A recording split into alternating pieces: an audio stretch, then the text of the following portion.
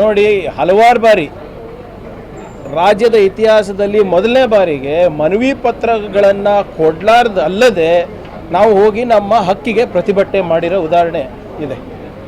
ಆದರೂ ಕೂಡ ಇವರು ಕೊಡಲ್ಲ ಅಂದರೆ ಅವರೇನು ನಮ್ಮ ಮೇಲೆ ಉಪಕಾರ ಮಾಡ್ತಾ ಇದ್ದಾರೇನ್ರಿ?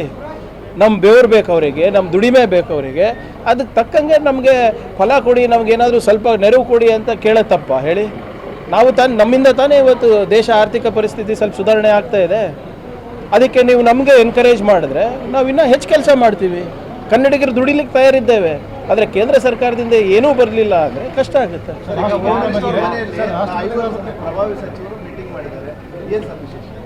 ಈಗ ನೀವು ನಮ್ಮ ಮನೆಗೆ ಬರಬಾರ್ದು, ನಾವು ಅವ್ರ ಮನೆಗೆ ಹೋಗಲೇಬಾರ್ದಾ?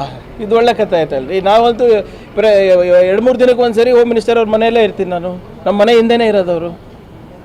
ಈಗ ಎಲ್ಲರೂ ಸೇರಿ ನಾವು ಪಕ್ಷದವರು ಕೂಡಬಾರ್ದು, ಟೀನು ಕುಡಿಬಾರ್ದು ಅಂದರೆ ಏನಪ್ಪ? ಈಗ ನಿಮ್ಗೆ ತಪ್ಪಿಸ್ಕೊಂಡೇ ಓಡಾಡಬೇಕಂದ್ರೆ ಹೆಂಗೆ ಆಗ್ತದೆ ಹೇಳಿ? ನೋಡಿ, ಇವೆಲ್ಲ